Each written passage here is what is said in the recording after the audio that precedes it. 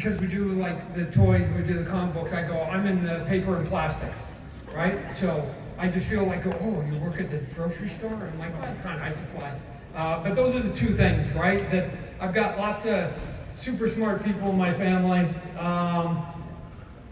and I go, but plastics and paper, it's an honest profession, right? Like again, I'm sort of got lucky that I know how hard it is to get to be an artist in any field, at any time, anywhere, and make a living. We recently moved here, like I said, here to Pasadena, and Altadena. We got 2 of our kids in Pasadena, and we got a house up in Altadena that, again, is part of the reason for doing the charity with the fire and stuff. It hit a lot of our neighbors. I mean, not hit, it wiped out a lot of our neighbors, right? It's a devastating thing to see in person. So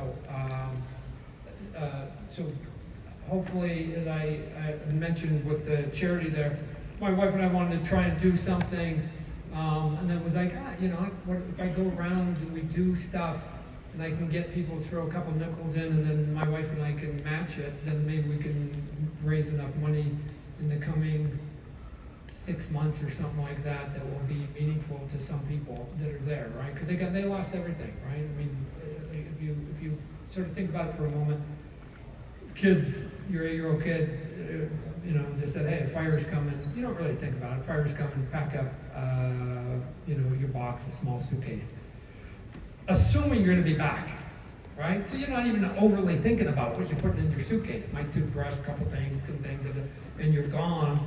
And then you find out, like, shortly that there's nothing to come back to, right? Like, grab whatever you can out of your room. Your room is gone. Your house is gone, right? Your neighbors are gone. Your school is gone. Your friends are displaced too, right? Everything is displaced for these families and these kids. And to some extent, some of the pets too, right? You got displaced, and they go take a pet because we're allergic or we don't have room. And so animals got displaced and whatever else. So you haven't seen it up close. I'm not saying you should, but when you see it up close, it really, it's harsh. It's harsh to see up close, right?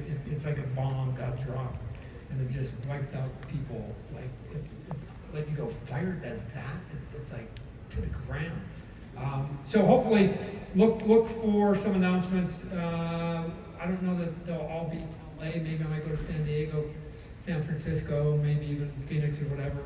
I don't usually do store signing, but we'll go, and I don't usually charge people for signatures. I might put a small fee, and then, like I said, do a bunch of matching if we can between my companies, so we can just help. And why?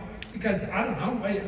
My wife and I have had a good life, and when you have a good life, and you've got enough, and we've got enough, then you try to help neighbors, right? That's what neighbors do. So we'll do that.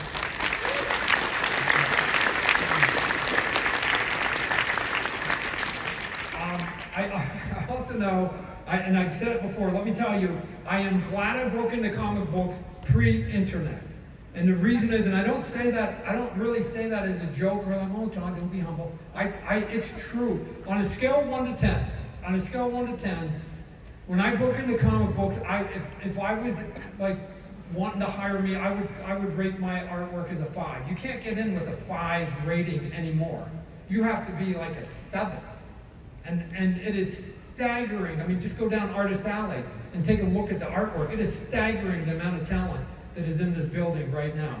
And so we know this to be true because since the internet, you're discovering more people who can sing, right? I mean, every show you're just going, wow, where was that person? They were just hidden away and the opportunity's there. I didn't have to compete with the world. Right now, artists, at least in our industry, are having to compete with the world. I did not. I had to compete with, for the most part, people in America. And man, is there talent in this globe all over the place. So I got in at a good time. I was able to get paid to get better, but I don't envy a lot of people trying to come in because I know that the competition is so fierce. I think the talent is as high as it's ever been, and which means the competition is as high as it's ever been. And now everybody's trying to figure out how they can scratch out a living. And remember, just like NASCAR, right? There's 43 cars at NASCAR in a full race. That means there's only 43 human beings that get that job. You have to, even if you're the best you're the best in your state. There's 50 states. Just forget the rest of the world. Just in America, that means there's 7 of those people who will never get in that car, right? Somebody said, I never thought about it before. Well, between Marvel, DC, and Image, and a bunch of other companies, there's maybe 800 comic books that come out every month, which means that there's 800 artists that are doing what we need, and we're choosing from the world to fill those 800 slots. So it's hard. It didn't seem like it was that hard when myself and my peers were trying to break in, but like I said, I'm quite grateful. So I'm going to walk through real quick my career and just sort of like how I got here, and a lot of it was just a little bit of dumb luck. But so the drawings that you see here, I started collecting at 16. I started doing my own samples at home. Bought the comic books, fell in love with the Marvel and DC and whatever else, and then went, man, I'm going to break into this. And so I started teaching myself. So here's some samples you can see here of some of the early stuff that I did when I was a kid, right? There's a picture of me in the top left. You can see I had way more hair, real sassy, right? I was again, there's a picture of my dad. This is my dad looking. This is what the coaches used to look like back then, right? My dad was a coach. Right, he looked like a badass in his leather jacket, right? So, but I'm the one that's second on the right in the back, right? My dad used to cut my hair. It wasn't very good, as you can see, and we were all like long hippies, but we were just having a good time. So I thought I was either going to be a baseball player, or I was hoping to break into comic books, and so I tried to teach myself some of it. Again, I'm probably 16, and I start to teach myself how to do page-to-page continuity, because there was no such thing as a cover artist back then, right? And again, we're going way back. We're going pre-internet, pre-cell phone, pre-everything, right? That is like, to get into comic books, the goal was to be a monthly comic book artist. That was it. That was what we all strove for, right? All of us, all my peers. And so I've got to learn to do it. One of my big influences at the beginning was George Perez. And if you were to look, if I was able to zoom in on this, which we can't, but if you were to look at some of the machinery like that was on the wall, that was just me, like right by the thing's fist, that was just me riffing on George Perez machinery. If you've ever looked at his machinery, that was George Perez. This is how good George is and how much of a freak George is. I did one panel, and then I said, fuck it, I'm not doing the whole wall, right? Like, I'll be here forever. And I'm 16, and I got nothing but energy, and I got youth. And I still won't do it. And George Perez, here's the crazy thing about George Perez. George Perez did that, at that time, was doing the Avengers and the Fantastic Four. He was doing 2 books, which is unheard of for most artists to do 2 books in a month, and they were both team books. And he was filling it with all that detail. It was crazy talent. Let me also tell you about George Perez, if I can real quickly. I've got a million stories, but I'm gonna go. George Perez, one of the first people I met at the very first convention I ever went to. And I met some bad people at that first convention when I was about 16. And I remember with clarity the good guys from the bad guys. And George Perez was a saint. He was a saint, right?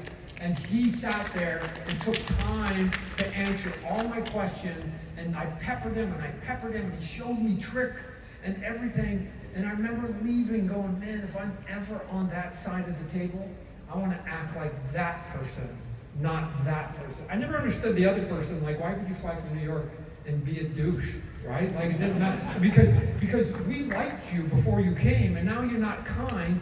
And not only me, but a bunch of us don't like you anymore. You would have been better off staying at home.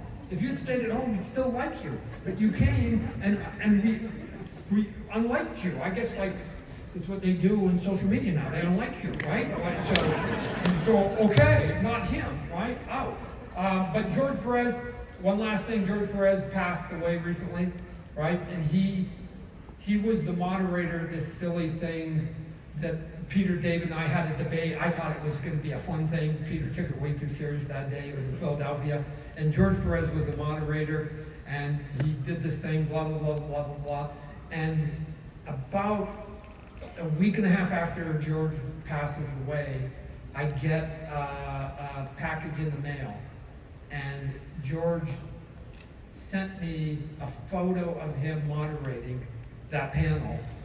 And he sent the shirt he was wearing in that photo to me, saying, I thought that you would want this more than anybody else thought, right? He was thinking about this as he's dying, literally. And not just for me, but he did this for hundreds of people. So that shows you the character of a guy like George Perez. And so at some point, look, the only thing you get to take to your grave, ladies and gentlemen, is your integrity. That's it.